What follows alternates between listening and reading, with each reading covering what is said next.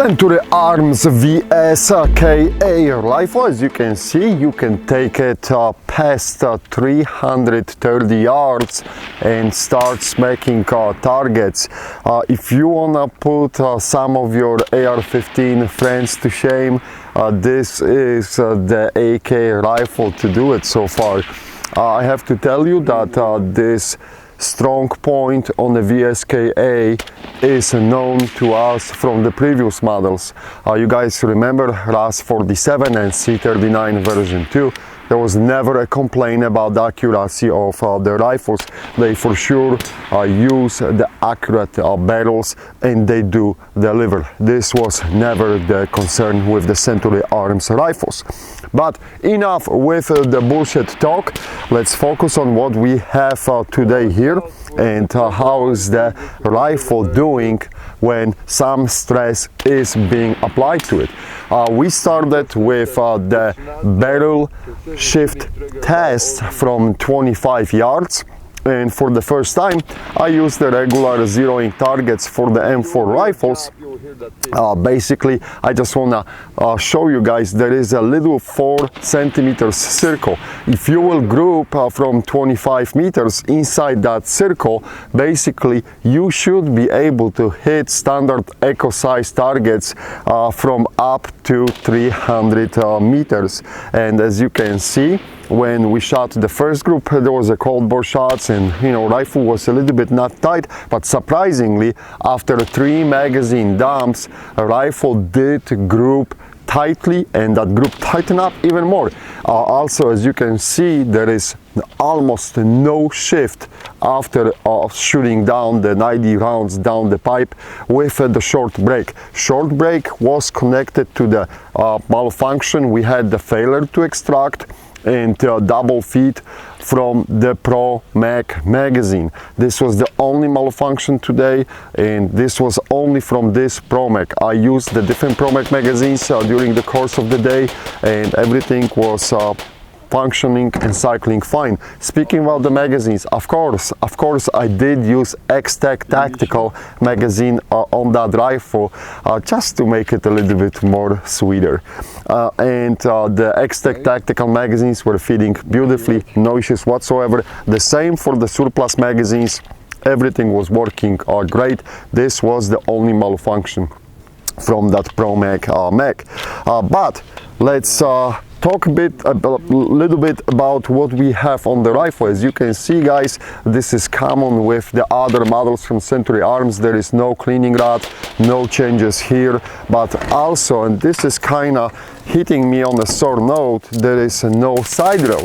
So as you know from the previous models, Century designed their own side rail, and you would think that on the VSKA rifle, which is the supposedly improved rifle and like a premier edition from them, you would see the side rail, but the side rail is gone. They totally remove it. What I don't like about it, it looks like they were building these rifles on the older RAS 47 receivers, and they basically plugged the holes for the side rail with the rivet. This is just the hollow rivet, doesn't do anything, but it prevents you from installing the AK Master mount rail, for example. You would have to do some mods to the AK Master mount to put it on the side of this rifle. That's probably what I'm going to do down the line. We'll see how this is going to shape up, but just to calm down all the haters, I will keep that rifle in the basic shape as long as I can. If I'll encounter any problems with the wood, like we used to have problems with the wood on the Century rifles before, then we'll think about the solution. But I'll keep it because supposedly the wood is the top grade on that rifle as well.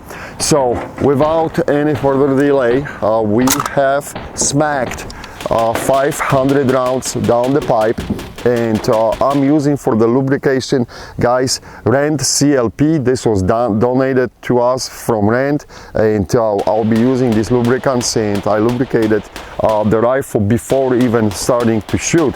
You have to remember that when they are coming out from the factory, at least my rifle was absolutely dry. So make sure you will lubricate this before shooting. Also clean out the barrel. That's all I'm always doing. But that was addressed in the first episode about this rifle.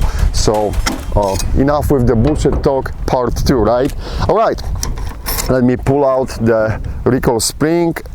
It's just absolutely nothing on the recoil spring. Recoil spring seems to be upgraded as well. I see a lot of tension. Sometimes it's hard to charge it. I mean, not hard to charge it, but you can feel that improved resistance. So I think they beef up the recoil spring. And now let me pull out the bolt carrier and the bolt.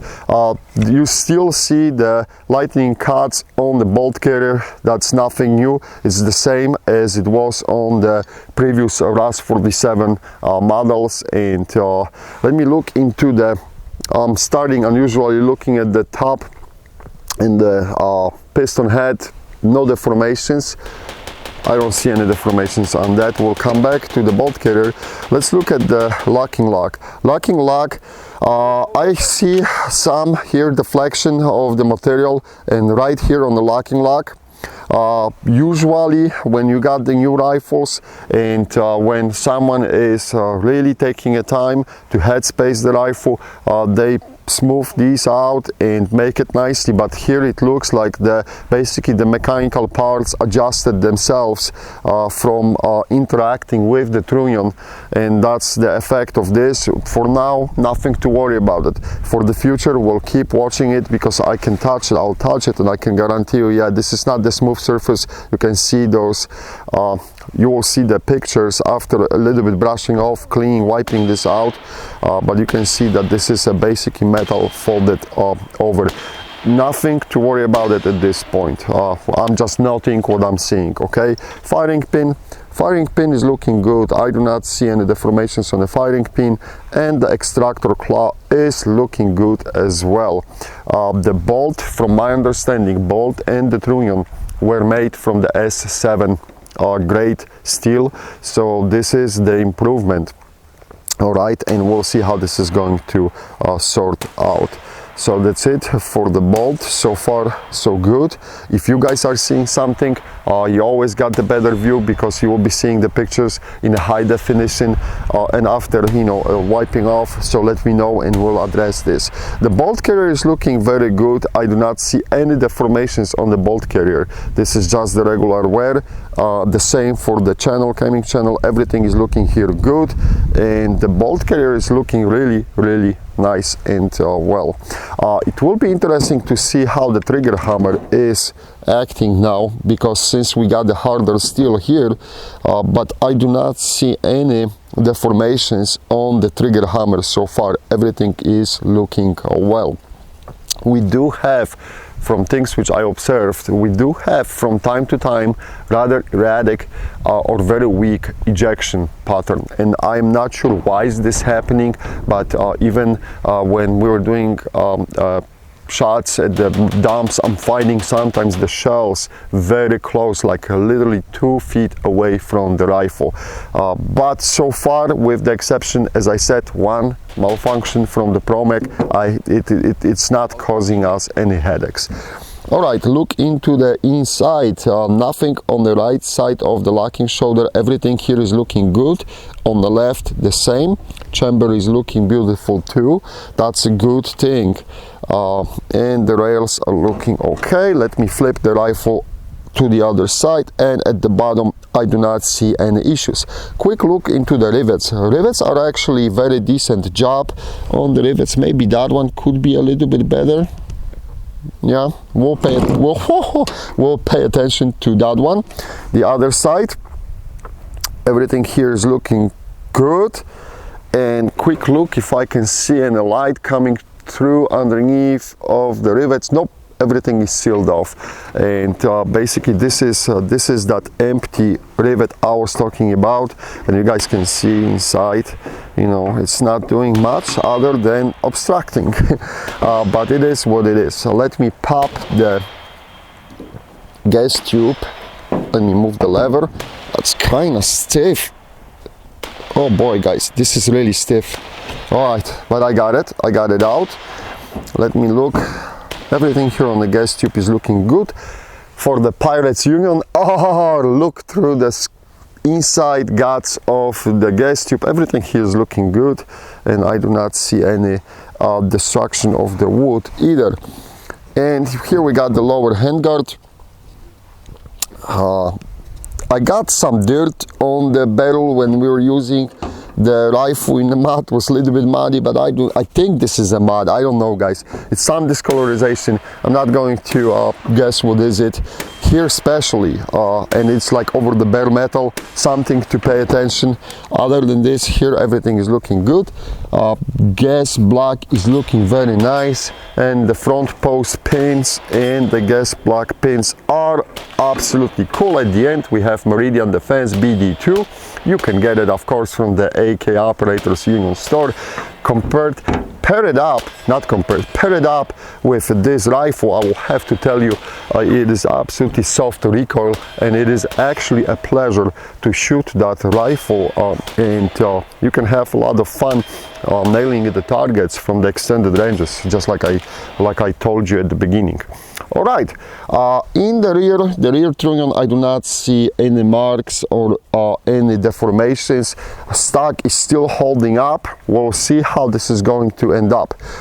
That's it, guys. If you see something, say something. At this point, we'll do the no-go gauge test, and we'll go from there. So let me set up the rifle, and I'll come back to you momentarily.